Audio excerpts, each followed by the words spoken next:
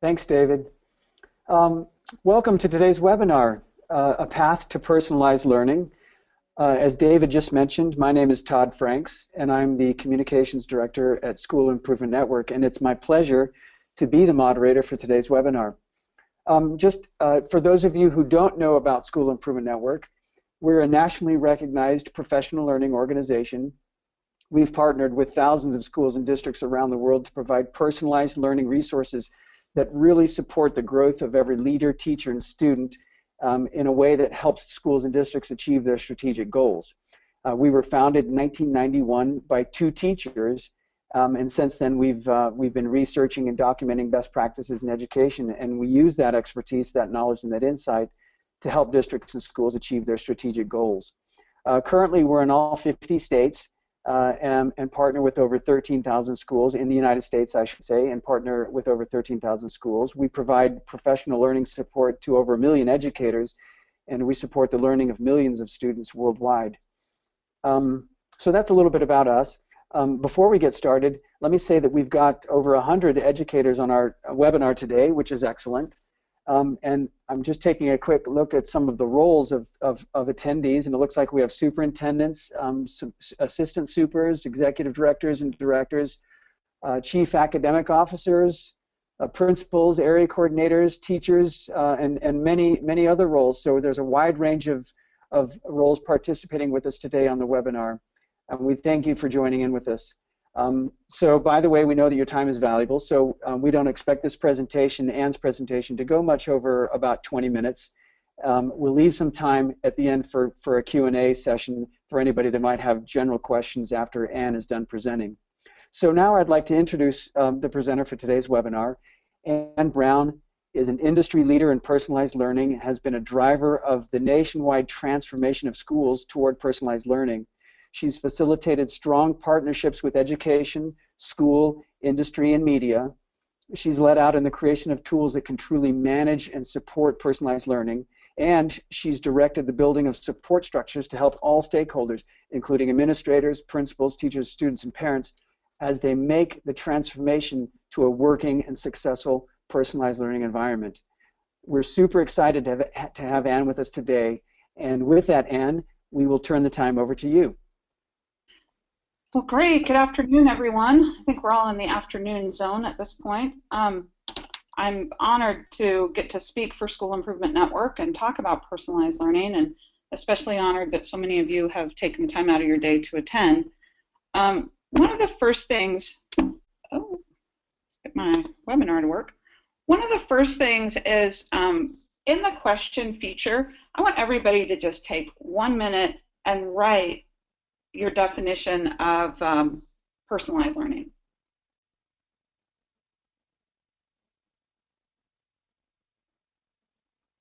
And if you don't know how to use the question feature, it's if you're on an iPad, it's on the top bar. It's got a question mark, and if you're on a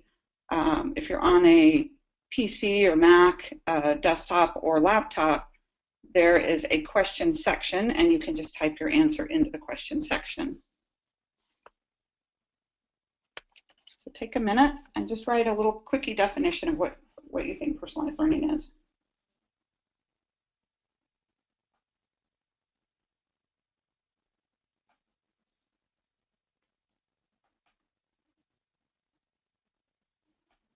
We should have the clock going. We should have the Jeopardy clock going on this.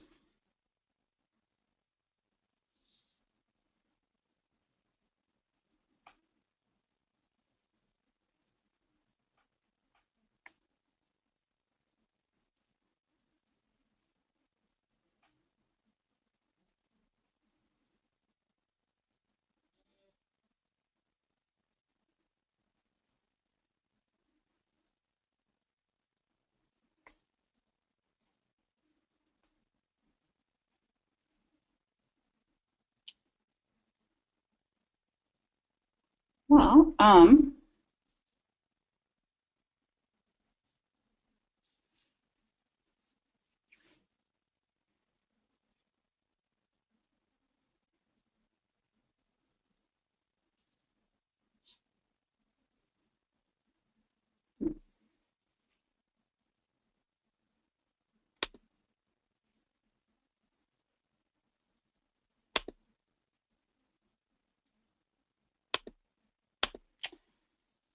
Well, I'm Todd and Cameron who are helping with this. I'm not seeing their answers come through. I think people are answering because I did it myself just to check it here on my other device. So let me just take this to another step. And Todd and Cameron, if you could get to the bottom of that for me, that would be awesome. But kind of the point of this exercise is that there are a lot of definitions of personalized learning. And even when Hey, you go, Anne, yes. and sorry to interrupt. I can see some of these comments, so I would be more than happy to read some of these definitions if you would like. Oh, that would be awesome. Yes, I'm not seeing Okay, those. so I'll read one, the first one, education that is customized for every student. There's one definition. Here's another, meeting students where they are with blended learning so they can proceed at their pace and stay engaged. Here's another, I think of individualized learning for students. Another definition, students to control their own learning, I think, is the statement, I think. Here's another definition, brain-based, individually presented. I like that one. And I have several more here. Study paths and resources that are specific to the learner's needs, like an IEP for any student. Another definition, learning that meets the individual needs of a learner, similar to differentiated learning. Personalized learning is specific learning for each individual. I'm starting to see a trend here. And there are quite a few definitions that have been submitted here. So Anne, you tell me when you want me to stop. But learning that fits an individual's needs. I appreciate that. I appreciate that. So I'm so glad to see that. I'm so glad to see that our organizers are able to see those and can report back to us.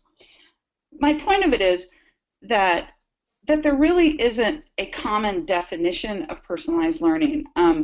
It doesn't matter if we're NACOL or we're, the book Blended is a wonderful design of personalized learning. Tom Vander Ark in Smart Cities has written some really, some really thought-provoking pieces on personalized learning. But what we find is that there are common elements without having maybe a common definition. And so part of this is if we were all together in a big group, I'd say, let's find two peoples that are exactly the same. And the reality is not. But we start to see some common themes. Customization is a theme, pacing is a theme. And to that point, I want you guys to take just another minute and let's think about what are 5 elements of personalized learning. So kind of going down from a large definition to what are 4 or 5 things that we think are just really important if we're moving to that personalized learning environment. And I'll give you a second to answer those, and then Todd, you can moderate those back for us.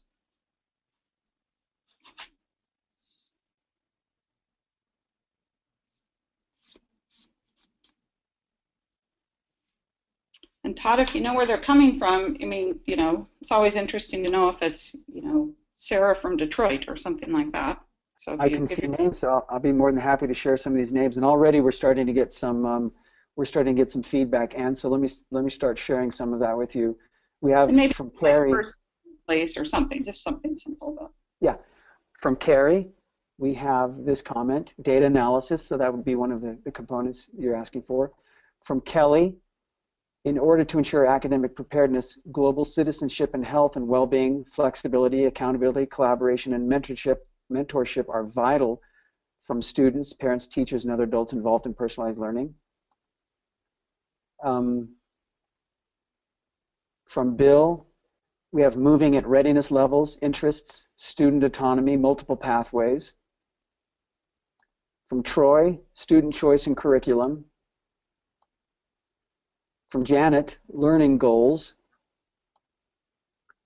From Richard, standards curriculum, technology, schedule flexibility. From Miguela, learning is individualized. From Tanya, voice, choice, differentiation based on learning profiles and mastery. Again, similar from Kelly, voice and choice, student-led, flexibility, environment, 21st century skills.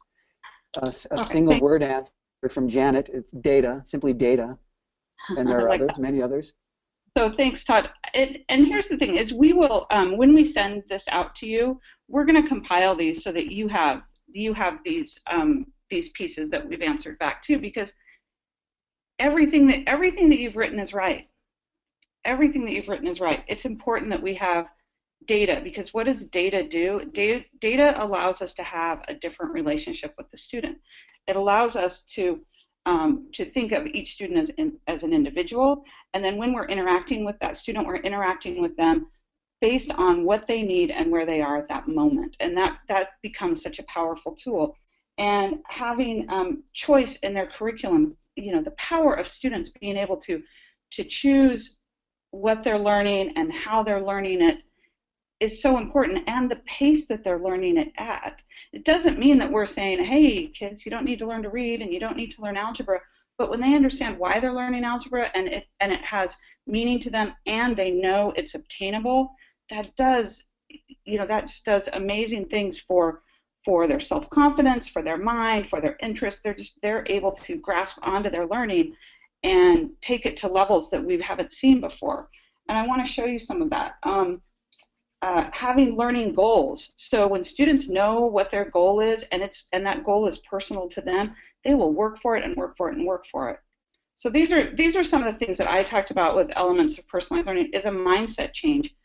It's a very big difference to have students all working at their own pace, all doing their own piece. From a tool perspective, do you have the platform? And then from a lot of talk about, but I always like to think of it in terms of if we're giving teachers the right tools, we're giving them lots of extra time to be able to work with students.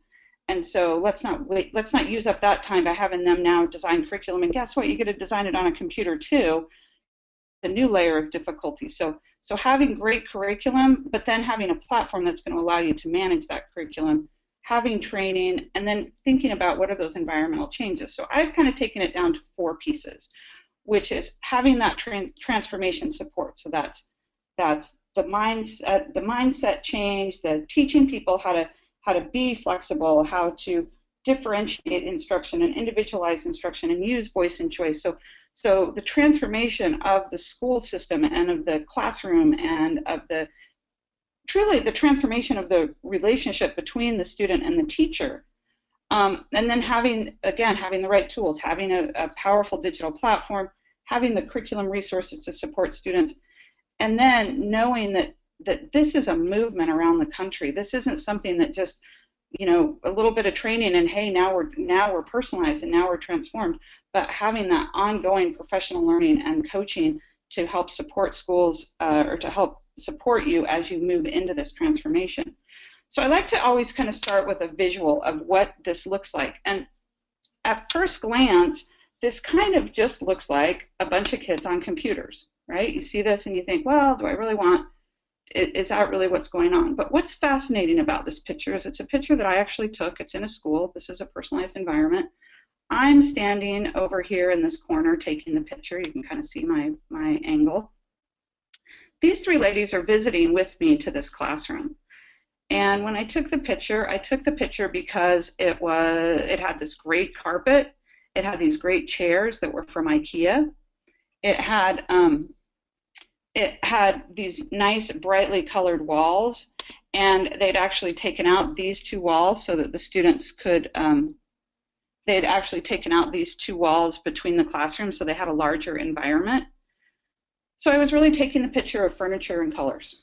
And when I just snapped it on my cell phone. And when I got back, what I saw were just amazingly engaged students. In my life, I was a 6th grade teacher at one point in an inner city school, and a fly could go through my room and the kids would just be off the wall. When I came back, and these kids were lovely when I was there, but when I came back and just saw that at a moment in time that was absolutely, that just at any moment, every single student in that picture is engaged in what they're doing. It's just amazing to me. And if you click around, here is the teacher.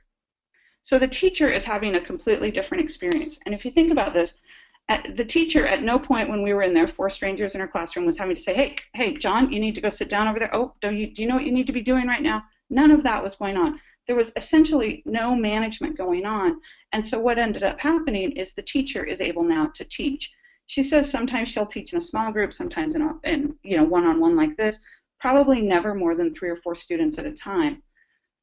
The reason the students are so engaged is because they know where they are right now, and they know what they're trying to achieve. So these students have specific targets. So this is targets we hit. I'm hoping that comes through clearly on your screen. But targets that we hit. And so the students are working to achieve specific targets that are specific to them. So when you talk to these students, they don't tell you, oh, I'm a 5th grader or I'm a 6th grader. They tell you, I am working at a level 13 in reading and I'm working at a level 22 in math, whatever their personal level is. They can also tell you how many levels they have achieved. So they can say, and I've grown 3 levels this year, or I've grown 10 levels this year. The other thing that was kind of interesting is, having been a teacher, I had some skepticism as I was in the classroom. So I thought, well, this young man here in the red shirt next to the teacher's desk probably is there because of a proximity issue, right? Like he's the problem, and so she has him sit near her so that she can keep an eye on him. But that was not the case at all. This young man, I just kind of came up and said, oh, what are you working on? How come you're not sitting on the couch? Just kind of joking around with him. And he said, I'm just going to use Miss Smith as the teacher's name. He said, Miss Smith needs to help me, and so when I sit here, she knows that I'm the next person. So you think about that, there's no jumping around, there's no like poking his neighbor, there's nothing. He's just waiting. He's working on whatever. He's probably got 4 different things he could be working on at once. He's choosing one of those while he's waiting for his teacher to be able to help him with one of the other things that he needed to. This young man here in the back, I asked him, hey, how come you're choosing to sit back here? And he was working on a project and he needed a quiet space that he could do research, so he chose that space as well. And then you start to, how do you get, what is this environment? Is it technology? I would say I'd say the technology is a tool, but that's just a piece of it. Is it the teacher, is young and sweet and works with kids one-on-one? I'd say that's a part of it, but that's just a tool as well. What I think is really at the core of this is, if you think about it, every second that the student is working is focused on them and their needs. And this doesn't mean, like, this isn't what the school is going to look like for 6 hours a day.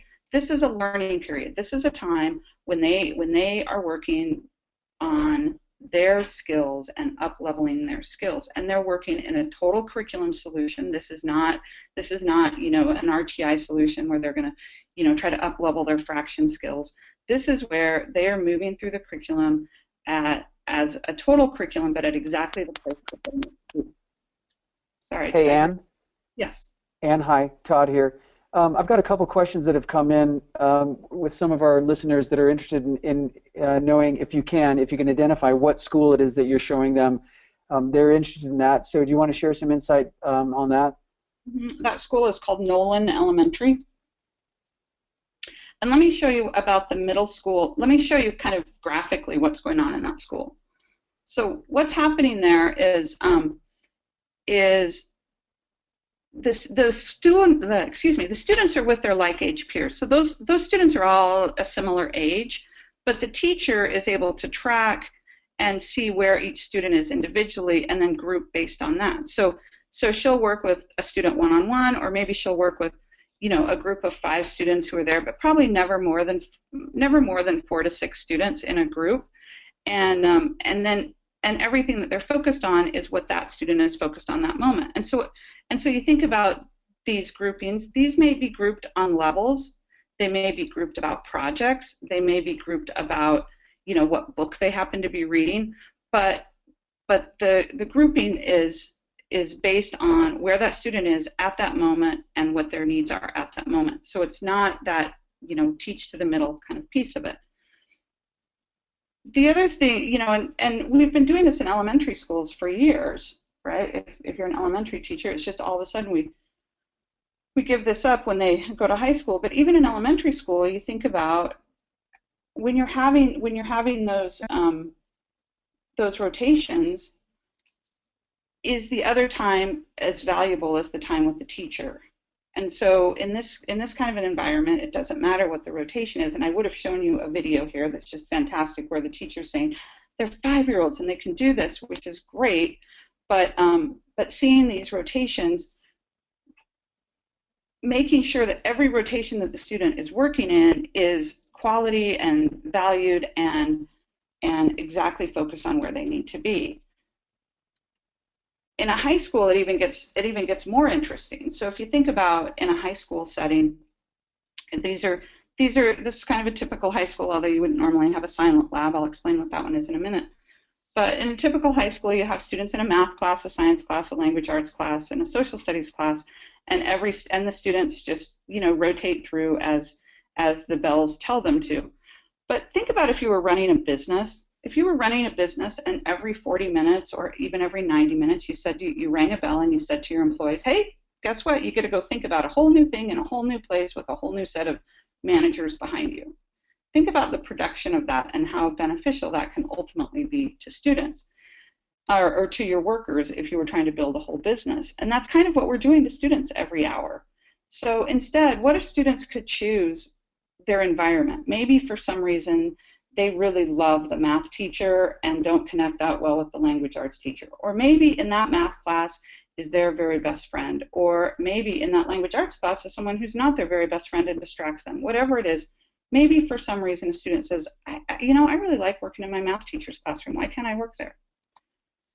Maybe when you're sitting in a classroom, 2 students walk in that you've had an issue with, and instead of seething for 90 minutes, you could just get up and choose your environment. Maybe students can all choose their environment and decide where they want to be, but then maybe the students could choose, maybe if the students are going to choose where they're going to be, then the teachers have to change their role. So maybe then the teachers have the ability to say, you know what, we're not going to do stand and deliver lecturing for every class period.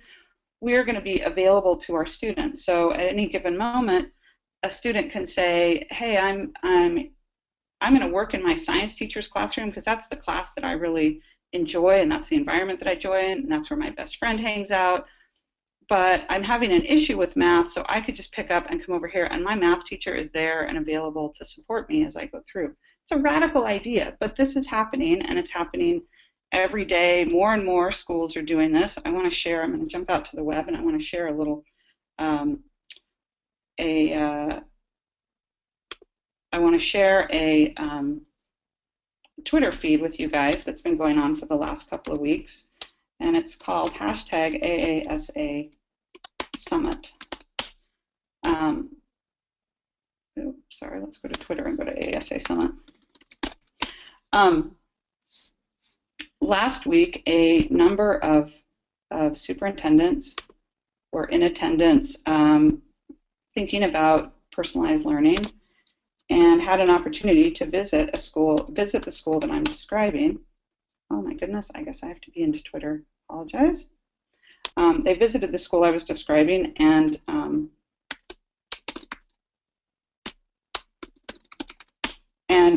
there's a whole hash feed on it, so let me just log in as me. If you want to see me, I'm Ann Brown.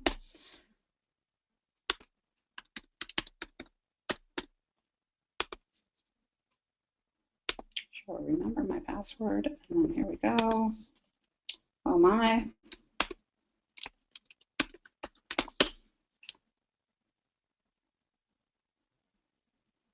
Here we go. So if you look here are pictures from that school that I'm describing. Here's students. This is kind of the mottos from the school, that they control their learning, they get help when they need it, their teachers care about their future, they each have a plan, they get to work at their own pace.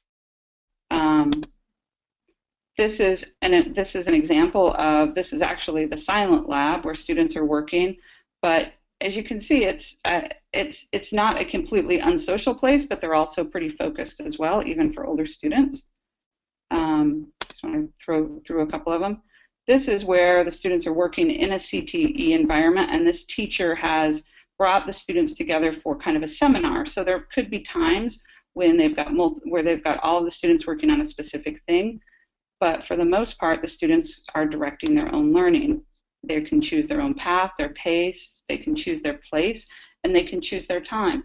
One of the things that's interesting about this school is that it's open from 7 a.m. to 5 p.m. Students can attend at any time during that day. They need to be there 6.5 hours a day. But if they want to come 7 to 2:30 on Monday, and then on Thursday that week they want to come from 11 to 5, that's all okay, or 10:30 to 5 to get their 6.5 hours. These are some of the great students, and all of these students talked about how having this personalized environment helps them, but for different reasons. This young lady talked about the fact that she needs to work and help support her family, and so she comes to school from 7 to 1 every day, goes home, takes a 30-minute nap, and then works at Walmart from 8 to 11, or excuse me, from 3 to 11 every day. This young man talked about, somebody had asked him last week about art and how they do art at this school, and he said, well, I really like the electronic arts. And so he was telling us about how for his art credit, he was able to do a music video, and every person that he was able to bring into his music video were all able to get an art credit. So he kind of turned on to be the producer, but then kids who were actors, kids who were musicians in it, kids who were filming, every one of those kids was able to get part of their art credit from helping him. These are just some other superintendents, but this is an important piece too. Our school system was designed in 1893, so why do we need to make this move to personalized learning? That's my next question for you all. While I get back into my presentation, I want you to all take just a minute and say, why do we need to make this change? Why is it happening now, and why is it important now? And Todd, I'll let you moderate some of those. Okay, as they come in, I will share some of those. By the way, Ann, I just want to share a couple of the comments as we're waiting and allowing people to weigh in, jump in.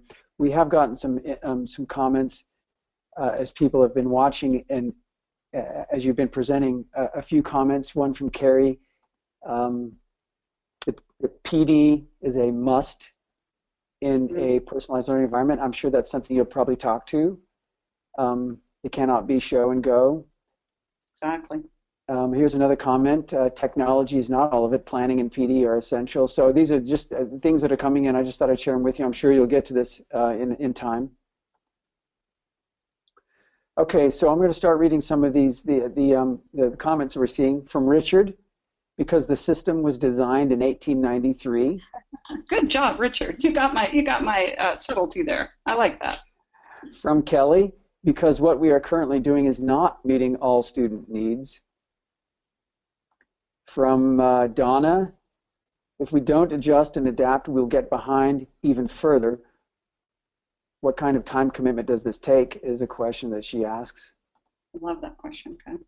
From April, because the current system doesn't seem to be working, we need to find ways that both challenge the gifted and allow others to improve without allowing students to fall through the cracks. From Suzanne, students are judged too much on testing. Mm-hmm. From Carrie, our students have become so independent with technology. It's time we catch up as educators and systems. We need to allow our teachers to become facilitators. From Lynette, students will enjoy learning if they can choose when and how they learn. Times have definitely changed, and we aren't currently meeting student needs. Okay, I'm gonna just stop you there, Todd. I just want to talk about a couple of those. Who mentioned the facilitators? Who made the comment about facilitators? This is Carrie that made this comment. Thanks, Carrie. Carrie, that is an awesome point about the facilitators. And I want everybody to think for just a minute about what the value of, and I'm going to go back to this teacher picture, because what the value of this relationship is between the teacher and the student. this isn't just about teaching the student whatever concept they're working on. What you're really teaching the student is that the adults in their lives, their leaders in their lives, are there to support them and make them better people. And so it's almost like the waterfall effect of personalized learning is when these students have different expectations of their leaders, that those leaders are no longer punitive, but their support, that changes the whole paradigm of education. And so being a facilitator is much more than just guiding their learning. And at Innovations High School, they talk a lot about the mentors. We had an opportunity to hear from teachers, from students, and from parents, and every one of those separate groups mentioned the power of the teachers being a mentor. And the mentor is almost like their parent on staff, right? It's the person who checks in with each student once a week and says, how are you doing? And a student may just say, I'm doing great, thank you. Thanks for checking in. But a student might also say, man, things are tough at home, or I can't get to school, or I had to work a double for a young lady who's having to work at Walmart, and so I didn't, so I'm feeling like I'm getting behind. Or maybe it's just, I'm just not liking science, and the teachers all talked about, there's students who have their favorite subject, and so then they avoid the one that's not their favorite. So if a student's favorite subject is science, they might be avoiding language arts. But having somebody to say, hey, you've got to do well in both of those. Let's build a plan and let's work together. And having all of those components together, it builds a joyous learning environment. And then you start thinking about, well, what does a joyous learning environment mean? What does that mean overall? Well, less discipline issues, higher achievement, more focus. And then when you start to do that, then you start to see just amazing results. So I just want to talk about some of the results. So these are results from a group of schools that were working in this kind of an environment. And here's what's amazing about this. The blue line are the students who made a year's growth in a year of instruction. The red line are the students who made a year and a half of growth in a year of instruction, and one of these is reading, one is math. But those yellow lines are the students who are making 2 or more years of growth in a year of instruction. And why that is so powerful is because these were persistently failing schools, and so these students on average were making a few months of growth every year, if any growth, and falling further and further behind. Well, now here's a formula, here's a system, and it's not. And somebody said, it's so much more than the technology. Absolutely, it is so much more than the technology. It's the training, and it's the mind shift change, and it's the support, and it's the mentoring of the students and the teacher, and it's that change of relationship. That's the power.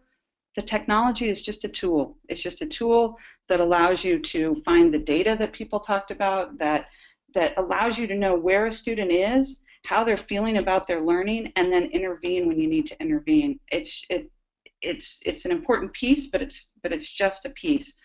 And the true value is the mind shift change and helping people make that move. This is from Innovations High School. This is their graduation, and I think the story here is kind of interesting because you kind of look at that and you go, well, Utah, hey, they're not doing too bad. They're graduating, around 80% of their students.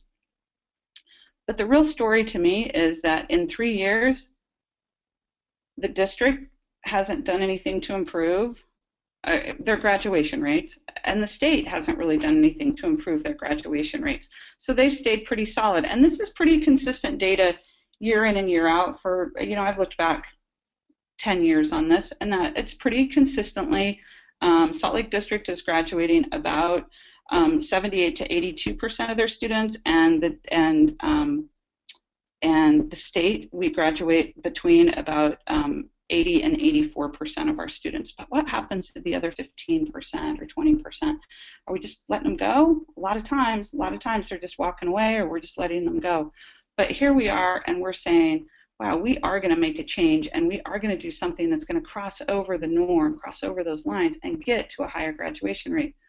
A little more information on this is that right here, they had started the school in this year, and they had 140 students.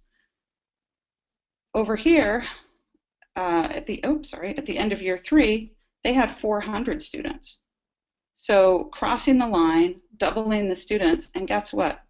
about 50% of these 400 students have at least some sort of college credit or some sort of industry certificate. So it might be in a tech industry, it might be an EMT, but they've done something besides just giving these students a diploma. They've given them a diploma plus. And then these students, when they're at about 95% right here that they graduated last year. So there's 5 or 10 students out there. I think it's 5 to 7 students out there that weren't able to graduate. So what happens to them? Well, guess what? When you're dealing with 5 to 7 students, you can put them on a life plan. So even if they're not going to get their diploma for whatever reason, maybe their plan is that take a couple more classes in the summer and you're going to get your diploma, and so they graduate. Or maybe the plan is let's get you in working in an industry of interest, and so let's help you with that career path. Or I'm trying to think what some of the other ones are. Or maybe it's about helping you get your GED, whatever it is. But these are just like 5% of the kids who didn't get the diploma, but that doesn't mean they've been dropped and walked away. Those students are still dogged by their mentors, so that their mentors know exactly where they are and what they're doing and how they're supporting and how they're becoming successful before they release them from their care, essentially. And Yeah. I think I don't think I'm going to go into all of this. Let me just And Todd here. I've got just a few questions that I want to just run by you real quickly. We have a lot of participants with us that are chiming in, but a couple questions. Let me ask this first one. Can you touch on teacher work schedules, planning time, and attendance? Yes, that's actually a great question. So in the I'm going to do this. Man Search for Happiness. Okay, teacher time and work schedule. So yes, that's a great question, because I did say that this school's open 10 hours a day. So in Innovations High School, the teachers work from 8:30 to 4. So a pretty typical schedule of any teacher. So what they do on the ends of that, from 7 to 8:30, they use paraprofessionals and tutors. And then from 4 to 5, same thing, paraprofessionals and tutors. And so teachers' work day is essentially the same, but they're supported. And then the other thing that's kind of interesting about it is these teachers, and I'm not saying every teacher would want to do this, but teachers' schedule is so much more open because they're not teaching, of their 4 90-minute blocks in the day, they're not teaching, stand and deliver teaching for 4 hours and then trying to make everything up as they go.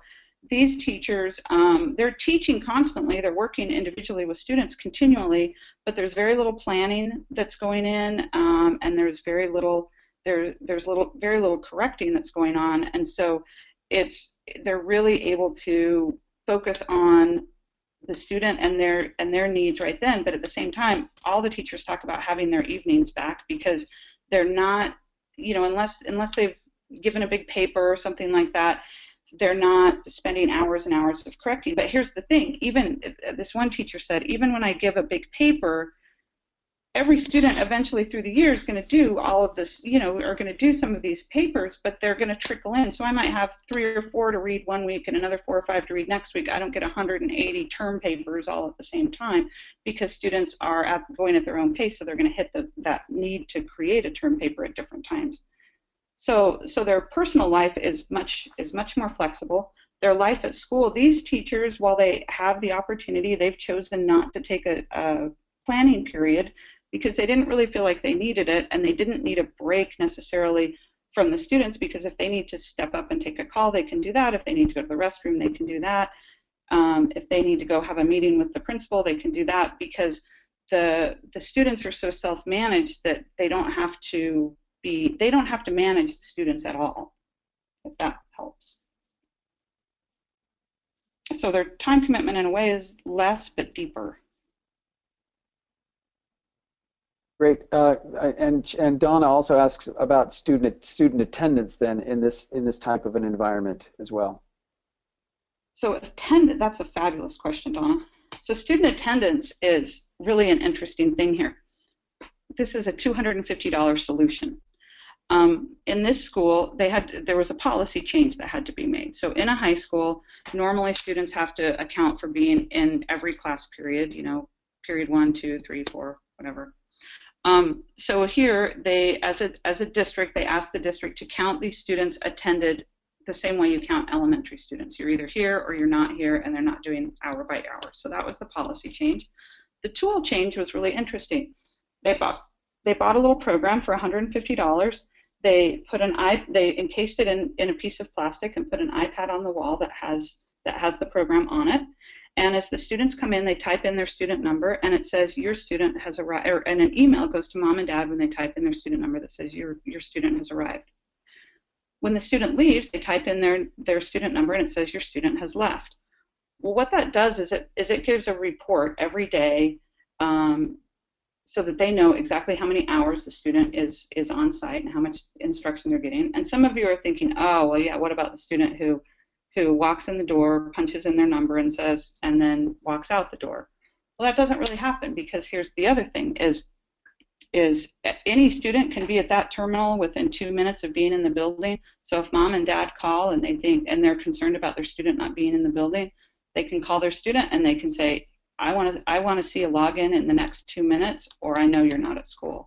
And the same thing. So the same thing can happen with the staff. So it doesn't really happen all that often, but because the students understand that it's really just to their benefit to know how many hours they've been there, the student at any point can say, they can on the actual system can say, how many hours have I been here today and how many hours have I been here this week? Like maybe they're needing to ensure that they're getting their 6.5 hours average every day.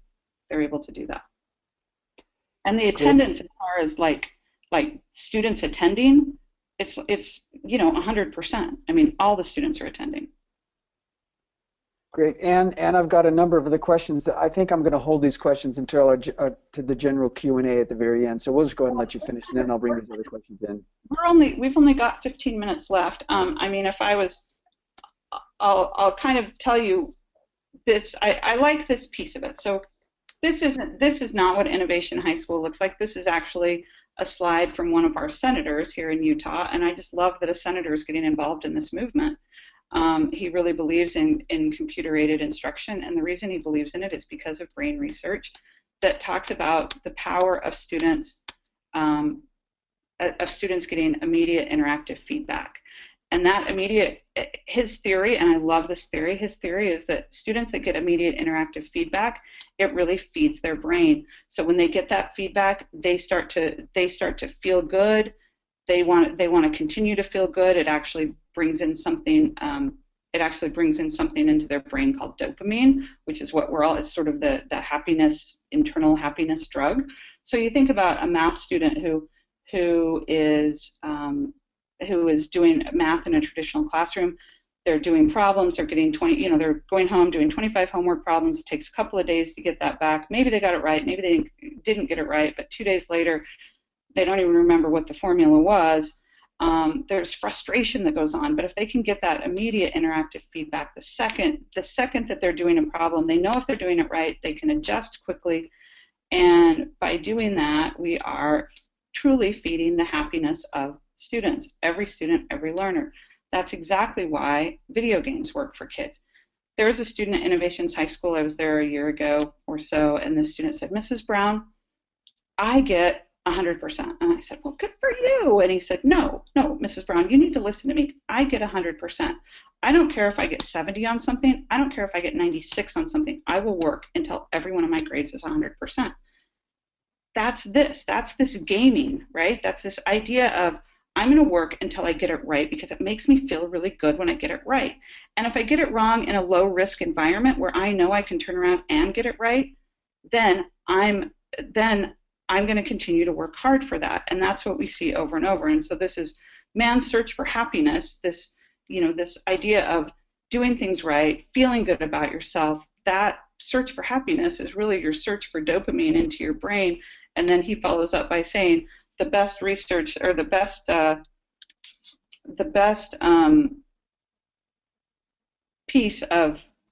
war on drugs, excuse me, I just lost my train of thought.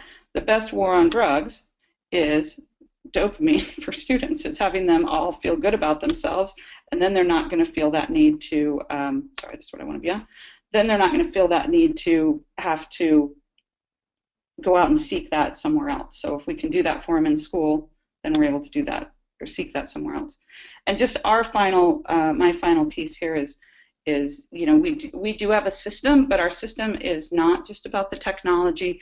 Our system is much more about, and somebody said this, is about the facilitated transformation process. It's about the mindset shift. It's about the planning, supporting schools, working with them as they begin, giving them the right tools with the personalized learning platform, giving the students the right courses of instruction, and then continuing to work with teachers and leaders in an ongoing coaching basis, using the research and anecdotes that we know and are familiar with from all of the work that we've been doing the last 4 or 5 years in personalized learning. So that's kind of our piece. And on another webinar, we can talk about Edivate Learn as a system and how that does that. But I appreciate all of you, and I'm just dying to hear more questions because that's my favorite part.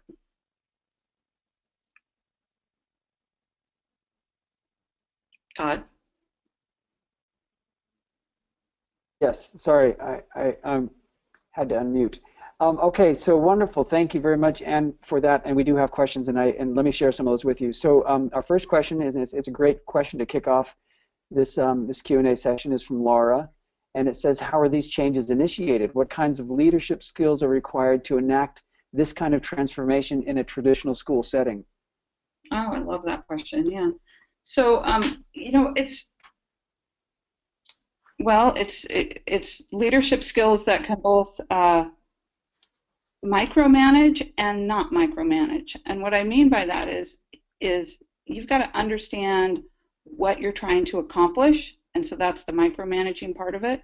But then you've got to allow your students and your teachers and your staff to have the autonomy to build this, because there's no right formula necessarily for personalized learning, which is what we discovered in the beginning when we were talking about the definitions.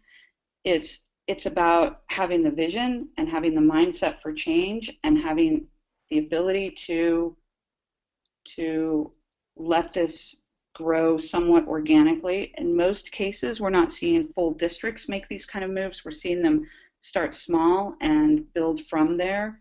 Innovations High School started with, like I said, 140 students. They now have 400 students. And then and now they've pushed that same system into the comprehensive high schools, so that 200 or 300 kids within a 2,000 student high school are now working in that environment. A year from now, I think we'll probably see 500 or 600 kids in each of those high schools working in this environment.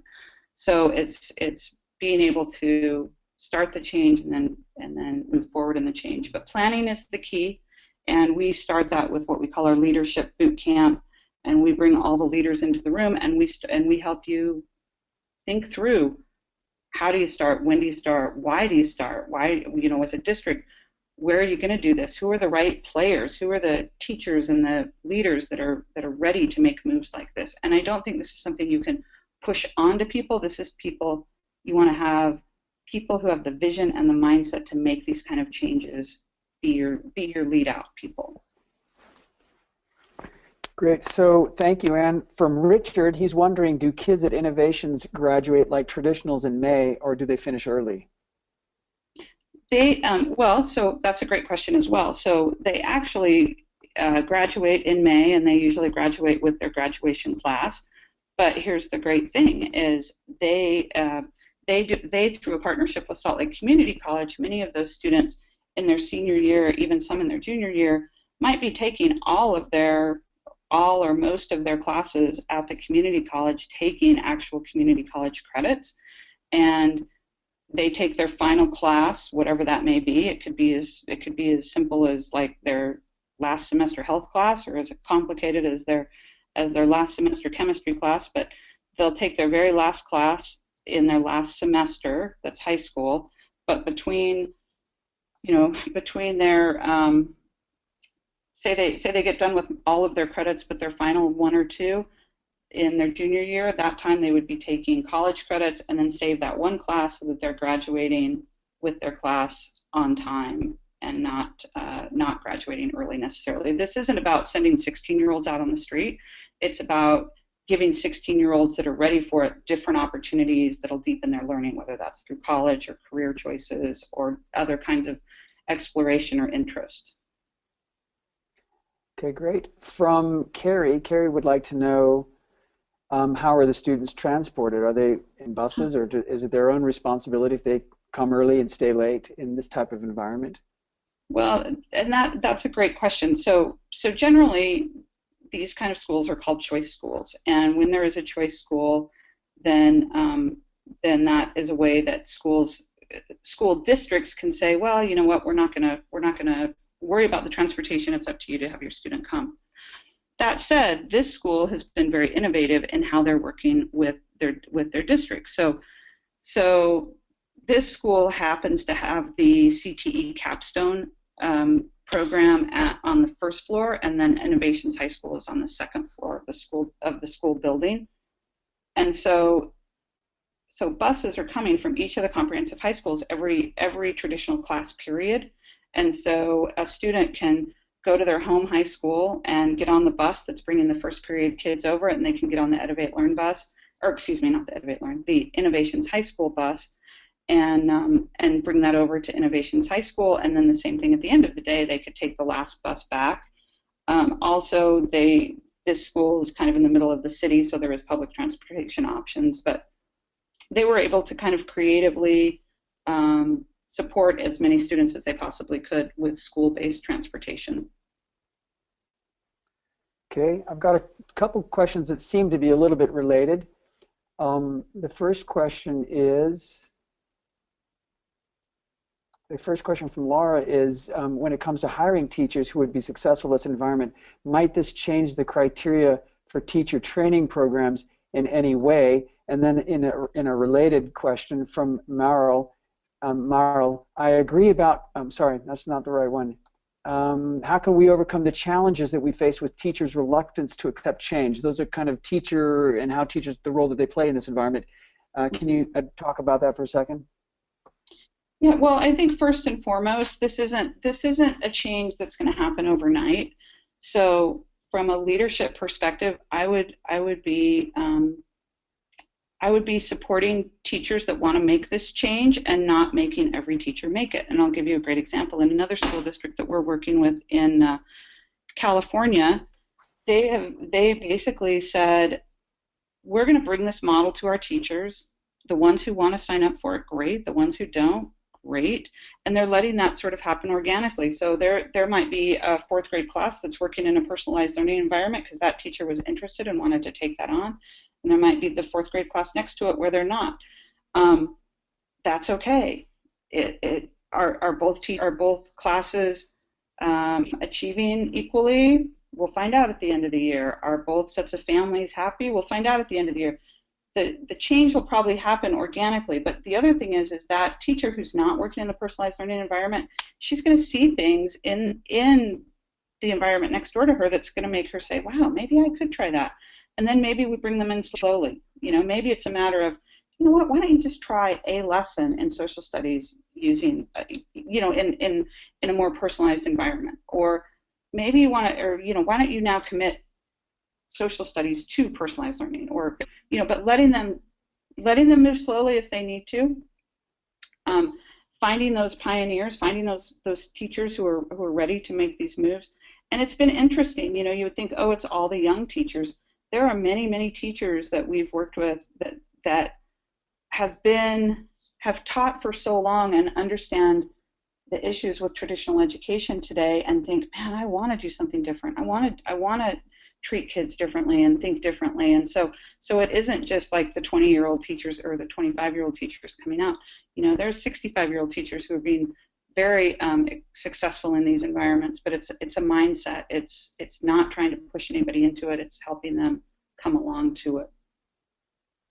Great. Here's a question from Suzanne. How would you incorporate classified students within the classroom that require extra support? Yes, that's a great question. But I do want to say one thing about hiring teachers really quickly. one of the questions that the principal at Innovations High School asks when somebody says, hey, I want to come work here and this looks like a great thing, the first thing he says to them is he says, tell me a time that you changed a child's life. And it could be whether it's the teacher or the janitor or the secretary or the assistant principal, whoever it is.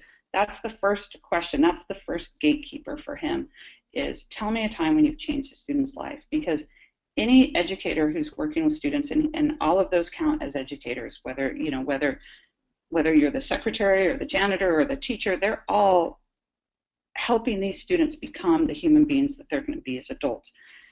And when you're in a personalized learning or a student-centered environment and the students at the center, you need to know that the people who you're hiring and you're bringing in also see students at the center. So there's a hiring practice. Classified students, this is a phenomenal question.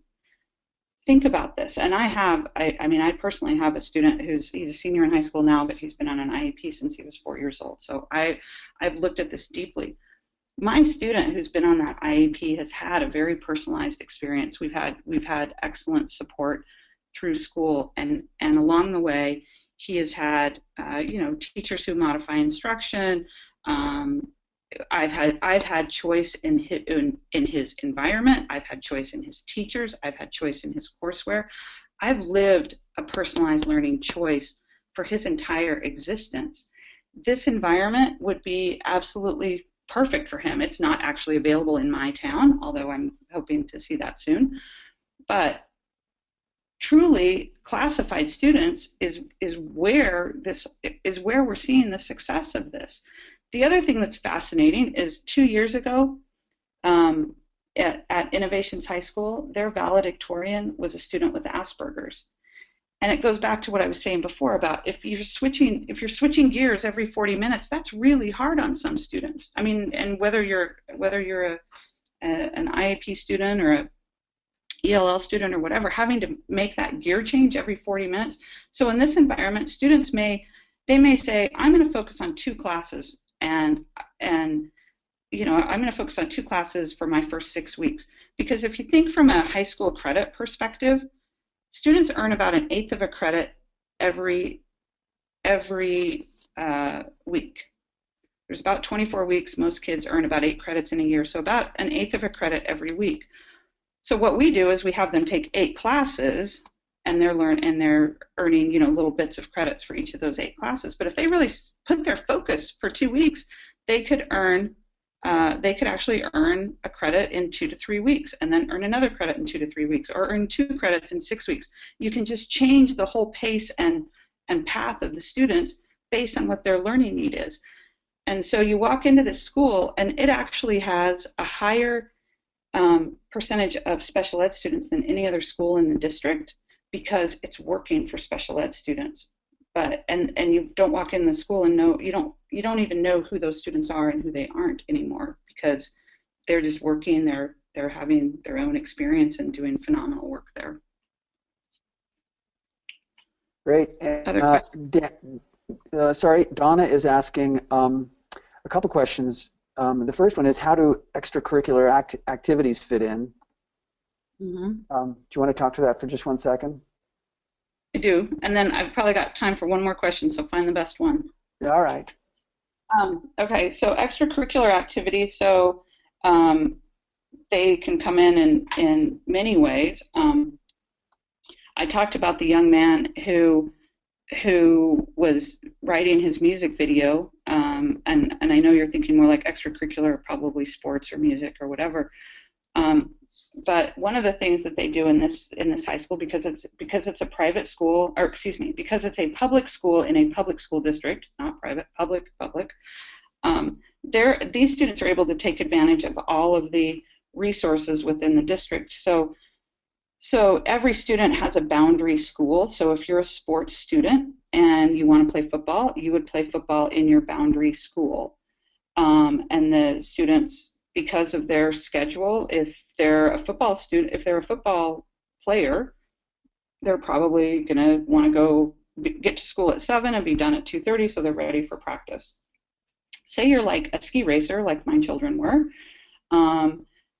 You've got there are multiple days in the winter that the students would miss, but it won't matter here because they can front load their courses into the other months. They can take more courses in the winter. It just really allows for great flexibility, whether your extracurricular activities are part of school or whether they're your own interests outside of school.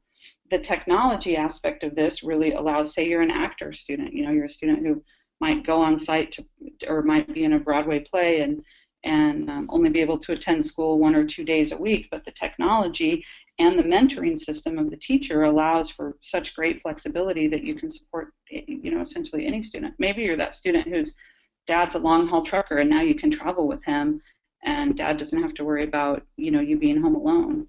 There's endless possibilities when you put the student at the center, you bring in technology and the mentoring system at the core to support the students.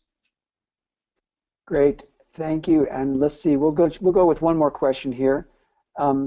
What do observation cycles and coaching cycles look like in a personalized learning environment? Yeah, so I was with a teacher last week when they were asked this, and they said, the interesting thing about it is observation no longer becomes an event. It's observation and coaching for the teacher are just part of the normal flow of the day, and there's so much data coming out about how the students are doing and how the teacher's doing, and then the mentored environment where the students or the teachers are working as mentors to the students, and the teachers are never teaching more than 4 or 5 kids at a time. The principle is obviously they're looking for achievement and student achievement and all of that, but they're also looking so much for what's the relationship between you and the students. How, from a metric perspective, are you reaching out to every student every week? Do you know where your students are? Are you reaching out to every parent every month?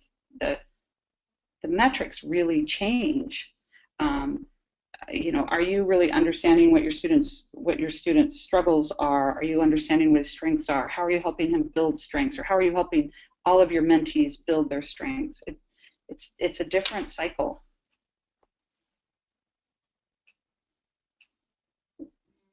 Okay, so thank you very much, Anne, and that about wraps it up. Let me just say thank you to Anne for sharing these great insights with us.